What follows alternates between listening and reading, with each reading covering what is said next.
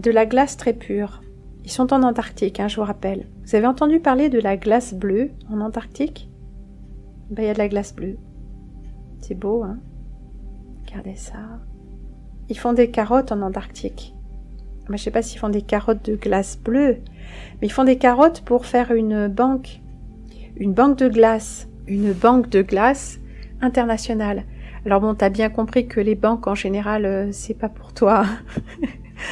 Que les banques en général, c'est pas dans ton intérêt à toi.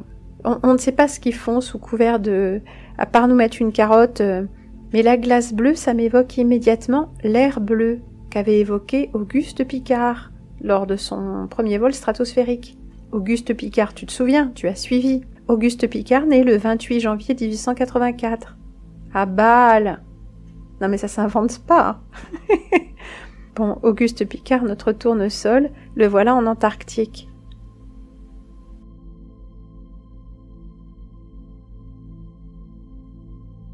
Et dans le film, cette histoire de glace très pure, ça a à voir avec la pureté de l'eau, qui évoquerait l'air, le feu, la terre. Il y a un truc avec les 4 éléments.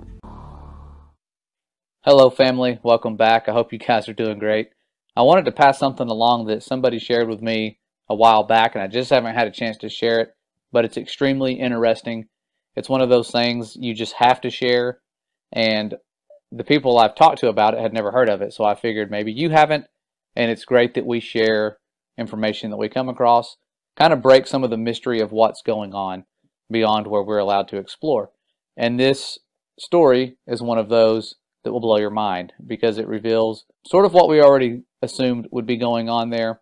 But this person that shared this with me was very kind and said, hey, this is really cool. Have you heard about this? And I haven't heard anything about it until they shared it. This channel here, yup0123, and they said, I found this on Facebook and I think it's worth sharing with you all. I kept the original post's layout untouched to keep its originality. So they've broken it up. You'll see what I'm talking about, or what they're talking about here in just a second. And the story, I will scroll to it, starts right here. And this person reached out on one of those truther Facebook pages. There's lots of them where they were talking about the firmament. And they had a military background. And they said, I've never really believed in Jesus or done the whole church thing, but I think I've seen the stuff you guys are talking about here. I just didn't know what it was at the time. This person was in the Army from 1997 to 2000, and they said, I was sent to McMurdo Station in Antarctica. I was a helicopter mechanic and a crew chief, and they had volunteer tours open for guys to go there and work on the helicopters there. When they asked for volunteers, sorry, there's some typos here. I'll try to read it and say what I believe they were trying to say, but it says, when they asked for volunteers, a bunch of us applied, but only me and one other guy got accepted. The application process had a bunch of questionnaires that we had to fill out, and we had to sit for a bunch of one-on-one interviews. It was mostly just a bunch of questions about what our interests and beliefs were. It's weird that they would ask about their beliefs. I was sent to McMurdo Research Station in August of 1998. When we weren't busy de-icing the aircraft and working on them, we had time to hang out with the scientists at the research station. The military unit attached to McMurdo was small, and we didn't have our own separate facilities. We didn't have a PX or a media center. There was no chapel or chaplain, and we didn't have our own separate mailroom. We just had to share the same facilities with the scientists and researchers, so over time I got to be friends with a few of them. They had 2 different kinds of ice they worked on and studied. This is where it gets interesting. One kind of ice was the normal kind that we've all seen. They took cores of it out of boreholes in the ground. Just like normal ice, it was mostly clear and sometimes white, and it would melt into liquid water if it got warm. The whole area of Antarctica is covered in this kind of ice. But that wasn't their main kind of ice. The only time I ever saw them actually studying normal ice was when a film crew from National Geographic came by. The rest of the time, which was most of the time, the scientists were studying something they called sky ice. This stuff was totally different. We were never allowed to go into the laboratory areas of the station because the labs had to be kept super clean, and they said it would mess up their work if they risked letting too many people in the lab. But one time, one of the researchers that I was friends with showed me a piece of sky ice. You couldn't touch the stuff with your bare hands because it was so cold. And it wasn't clear or white like normal ice. It was solid blue. He said that's why they call it sky ice, because it was the exact same color as the sky. We had to wear thick, heavy going outside gloves to handle it. The stuff was so cold, it would instantly freeze your skin if you touched it. I don't remember what the temperature he said it was, but it was something like hundreds of degrees below zero, way colder than the normal ice that was outside. He had to carry it in a metal bottle that was kind of like a thermos. He let me play with the piece of it for a while. It felt lighter than a piece of normal ice of the same size, like it wasn't very heavy at all. It almost felt like you could throw it up in the air and it would just float back down. But I didn't try that. And it was also a little flexible when I tried to bend it. It didn't break like normal ice would, and even for a small piece, you could see through it. It was solid blue right from the surface. And here's the really weird part. It didn't melt into water. When it got warm, because we had it inside, it just started to shrink. It got smaller and smaller, but my glove never got wet. And there was no water on the floor. The stuff just turned into thin air when it got warm and vaporized. He said that was the reason why they had to study the stuff right there in Antarctica. You couldn't take the sky ice back to America to study it because it was almost impossible to keep it cold enough during transit. And then they shared a verse right here where it says, "And above the firmament that was over their heads was the likeness of a throne, as the appearance of a sapphire stone. And upon the likeness of the throne was the likeness as the appearance of a man above upon it." And then we continue off where it says it would always vaporize into air, and you'd have nothing left when you got back to the U.S., he said. Russian scientists had discovered the same problem when they tried to take the ice back to Russia. So that was why they all had research stations in Antarctica. After maybe 15 minutes of handling the piece of sky ice, it was almost completely gone. Just a tiny little bit was left, and my glove was dry the whole time.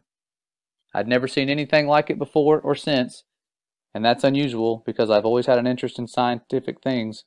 I think that's even why I got selected to go to Antarctica, because a big part of the interview was about science and what I believed about things. So I really thought it was cool to see something I'd never heard of before.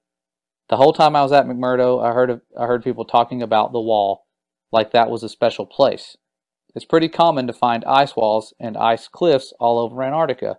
The whole place is ice, but it's all just normal white or clear ice. So I asked my friend where they get the sky ice from, and he said it comes from the wall. I don't remember exactly how he described it, but apparently there's a huge wall of sky ice in Antarctica. He said it was hundreds of miles inland from the coast. I never got to see it myself because I was only, and then I'm going to skip forward, stationed to McMurdo. I didn't get to go out on expeditions. He said it was the biggest natural structure in the world. Imagine that. He said that in the 1960s, the U.S. Army had a plan to bore a tunnel into the wall, but they didn't have a boring machine that could handle the super cold temperatures, so they had a whole testing project in Greenland where they developed ice tunnels and invented new boring machines that could operate in super cold temperatures. So this was back when they were going into forming NASA and all the other things that were kind of strange, the Antarctic Treaty, around that time, pretty close to it. And he says, like they did this whole big thing in Greenland for just practice. So it was like they were practicing to bore into the sky ice. I'm not an expert on that, but that's just what he told me. Then, once they had the new boring machine figured out, they brought it to the ice wall, or to the wall in Antarctica. He said that the machine bored a tunnel. I don't remember exactly, it was like 5 or 10 miles into the wall, but that they never broke through the other side of the wall, and that they still don't know how thick the wall is even to this day.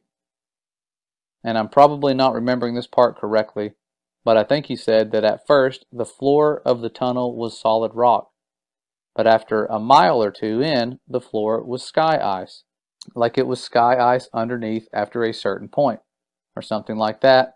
And apparently the wall slowly builds itself back up. So it slowly builds itself back up after you cut it, because after a year or so, the tunnel had shrunk smaller all by itself, like a self-healing wound. It starts closing up. They had to leave the boring machine inside the wall because the tunnel shrunk too small to get it back out. And after a few decades, the tunnel was completely gone, like the part of the wall was solid again. He said that now the scientists were trying to use technology to figure out how thick the wall is. He said something about putting earthquake sensors all along the wall, and that somehow you could measure the signal from an earthquake to see how thick the wall is. But he kind of lost me on that part. I never really thought about any of that after I left. It was really weird stuff, but I didn't think it was a big deal at the time. But then a few weeks ago I saw a map of the wall in Antarctica, except the map was all flat and crazy looking, and it showed the wall going all the way up over the whole Earth. So since then I've been trying to learn more about the sky ice that I saw and the wall that I heard about, but I can't find anything at all. So now I'm really wondering if there could be a connection here. And that's how I found this group. So I hope that maybe some part of my experience will help someone figure something out. Well, thankful to that person. If they were telling the truth, that is some very interesting information given what we know surrounds us. We know that the firmament's not just made out of ice. It's something special. That could just be something near the foundation to prevent you from going all the way to it. The Father's design is very complex, and he has foreknowledge. He knows what mankind's going to try to do. Those little nuclear bombs they shot at the firmament was nothing to the firmament. They can't break it. They've tried. If they could, they would, but they can't.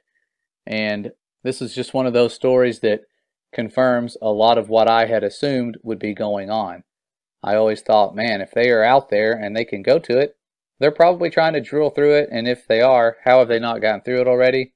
And that would answer the question for you, because it closes up as you go through it.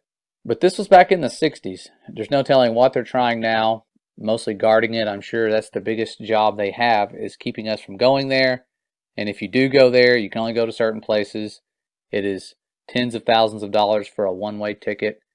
Otherwise, many of us would have already gone there, tried to do some sneaking around and investigating. But this video here, it only had like 300 views. But really cool stuff. Wanted to pass this along. I know the days of censorship have it to where you can't find stuff like this anymore. And I remembered putting it in my firmament playlist. I just wasn't sure if you guys had heard about this and wanted to pass it along to you.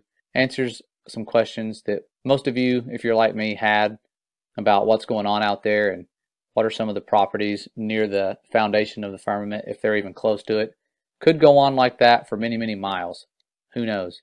We'll find out soon someday. The firmament itself will roll away like a scroll, but that second day of creation where he put this expanse for signs and for seasons and letting us know that he will return very soon. And it's one of those things that we're sensing is right around the corner due to the way things are going in the world and what they're trying to prepare us for and all the division. But they're preparing for a war.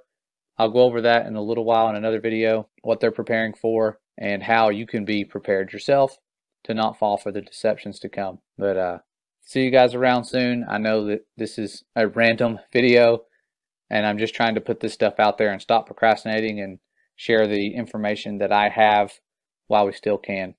I'll see you guys really soon. Stay safe and stay ready.